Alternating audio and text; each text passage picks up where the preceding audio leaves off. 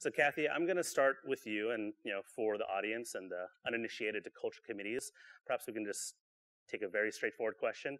Why is that important to your organization? Why do you think that is important generally to have a culture committee?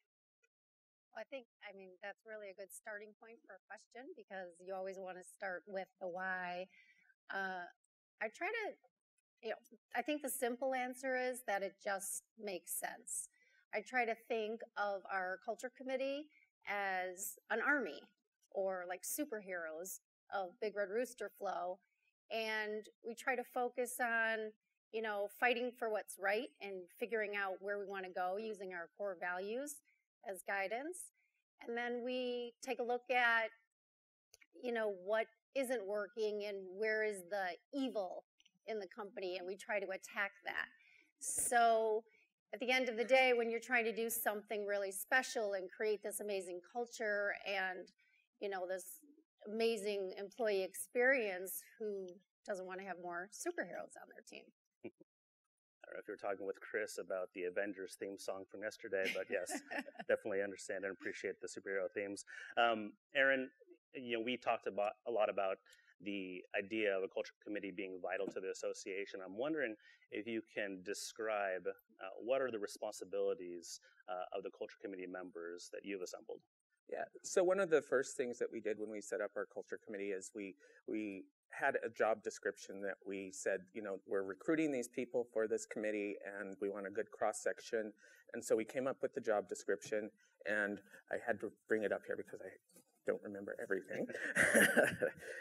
But the number one thing is that they're charged with being the keeper of the culture. So we have that. They attend monthly committee meetings.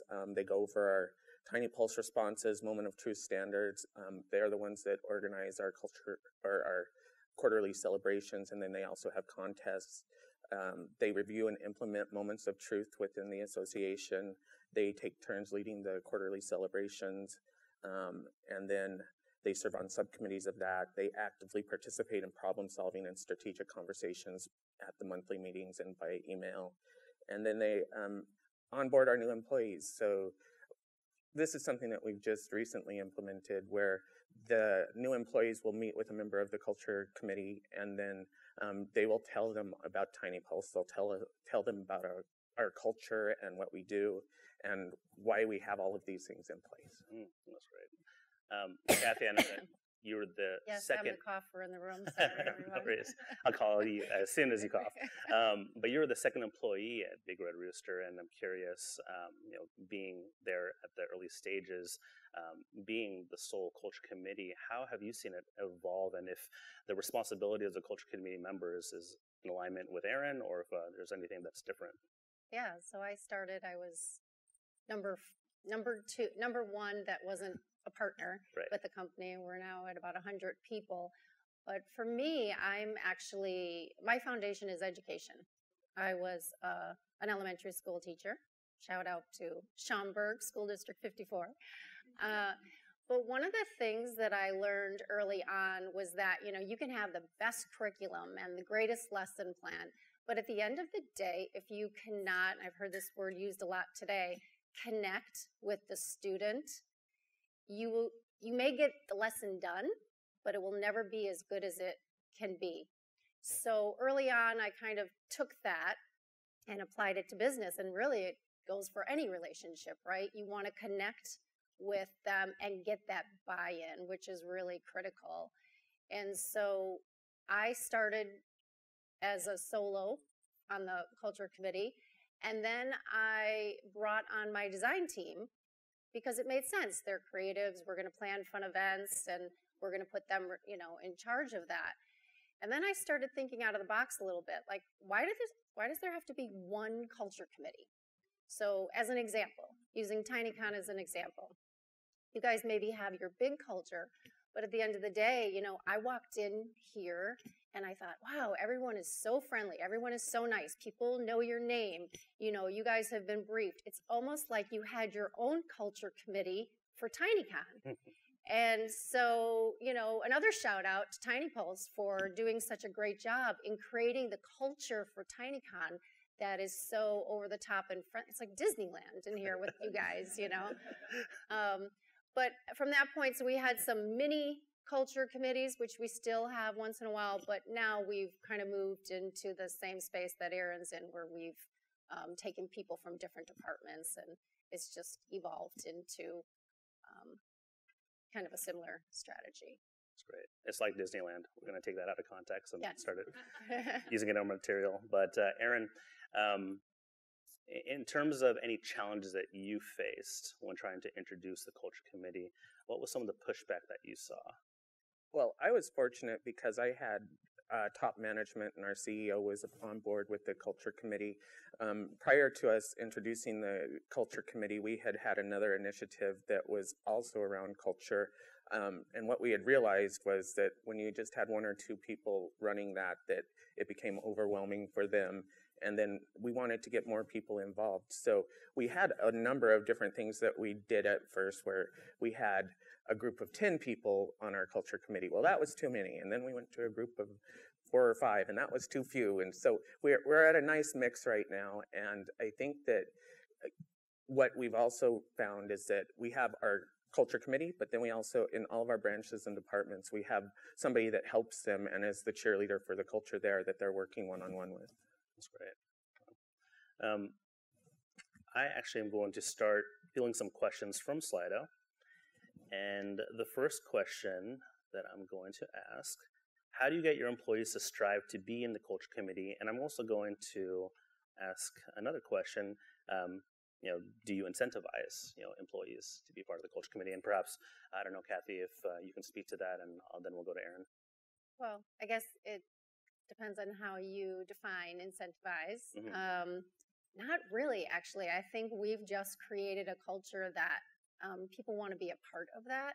So when we opened it up and let people volunteer, we had a pretty solid response. We actually had to turn some people away. So not really, we're just offering it up to them in a fun place, and they're interested in it. Yep. And they sit on the committee so long as that they want to continue to be members. It started where we were going to have everybody on it for a quarter and then switch it up.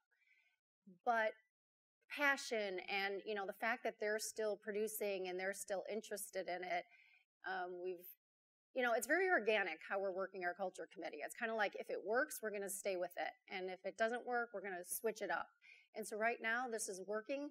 We are looking at going a full year with the Culture Committee. And if anyone wants to opt out, we've actually had one person due to workload have, opt out. But short of that, everybody's in it for a year.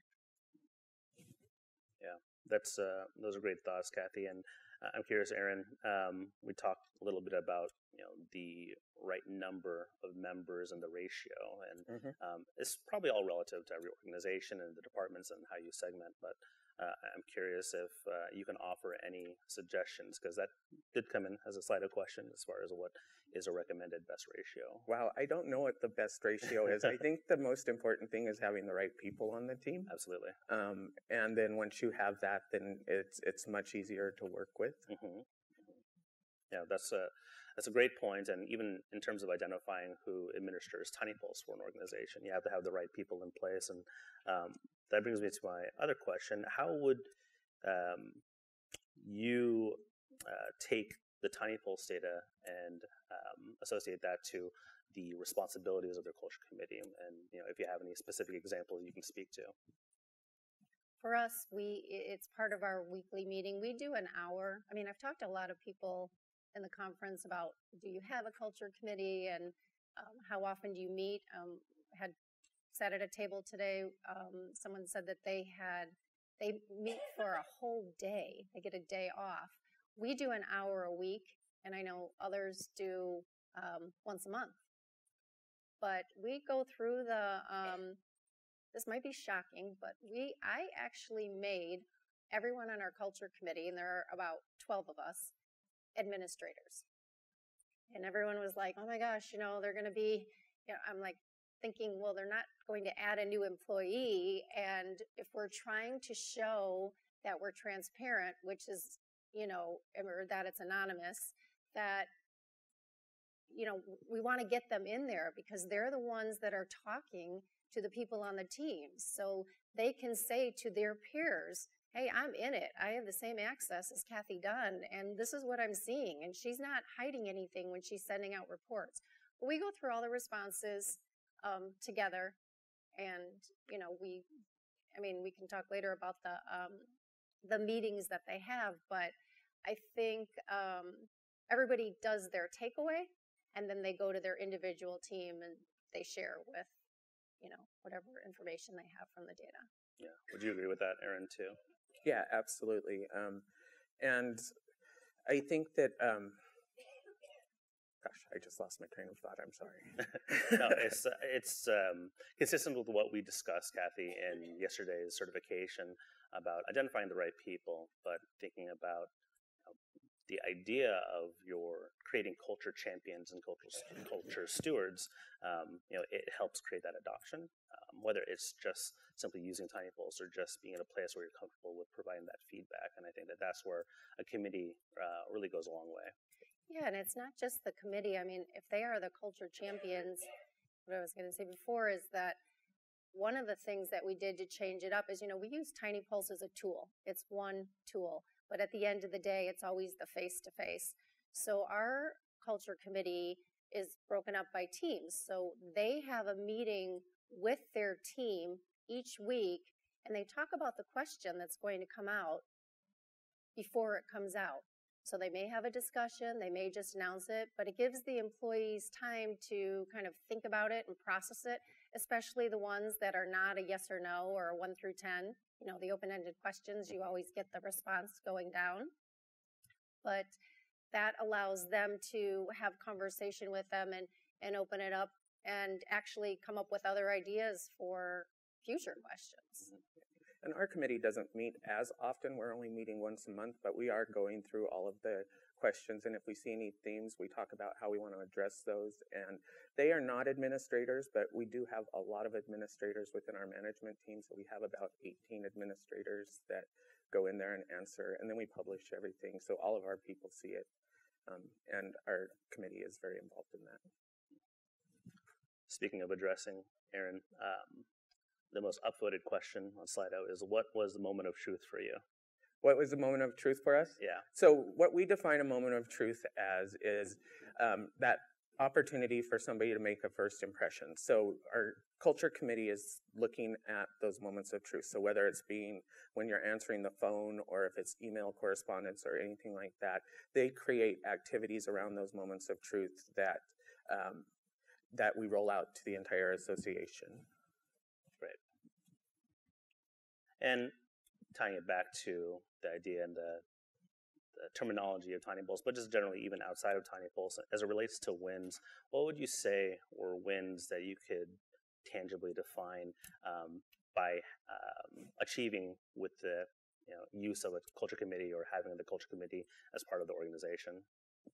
Well, I mean, there have actually been a lot of them. They've done such a great job. Like I said, they're so passionate about it, but we've really focused on the core values and trying to tap into what they are. And there are 3. So as an example, one of them is act like an owner.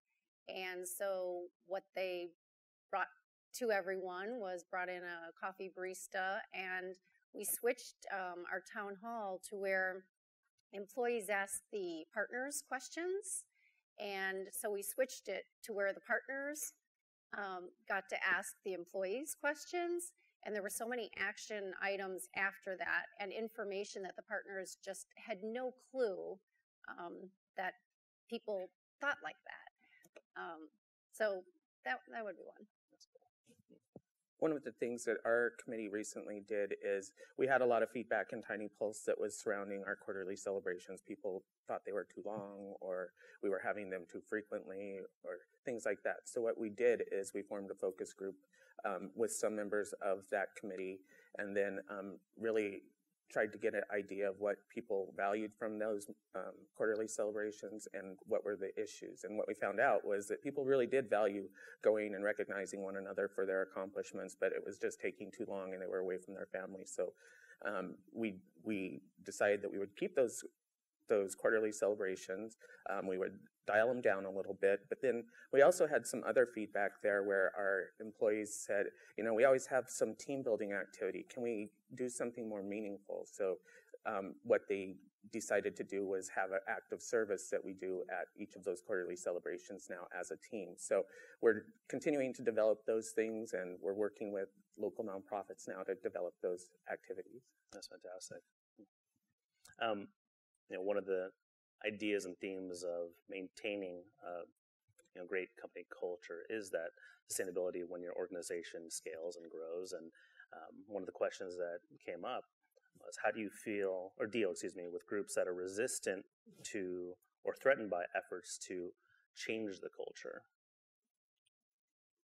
I guess that's really why at the end of the day we had the culture committee put in place. It's a newer design of our culture committee, but it's, there's this one event they came up with, so that the executive team could be more in touch, and I love it. It's one of my favorite things, but it's called Spill the Beans, and every month we choose almost like we do like a funny video where like there's a lottery, person pulling out the lottery ball, and everybody has a number, and 6 people's numbers, everybody knows what their numbers are, but 6 people's numbers are called, and then they get to go have breakfast with the executive team and talk about whatever they want to talk about. And so there's always that, it's always about connecting. So with those that are pushing back, it's understanding what the problem is so that we can work together and try to come up with a solution. Is there anything to add there, Erin? No.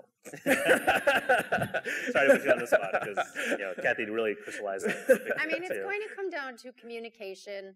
There's always that element of I don't have time. I mean, at one point, one of our culture committee members came to me, or actually said it, and then I had them bring it to the committee meeting, and they said, yeah, I was talking to 2 of the people on my team, and they said, we don't really believe in this culture stuff. And I thought, I know it's a very trendy word right now, but guys, you have to understand your culture is there, whether you're going to groom it or not groom it.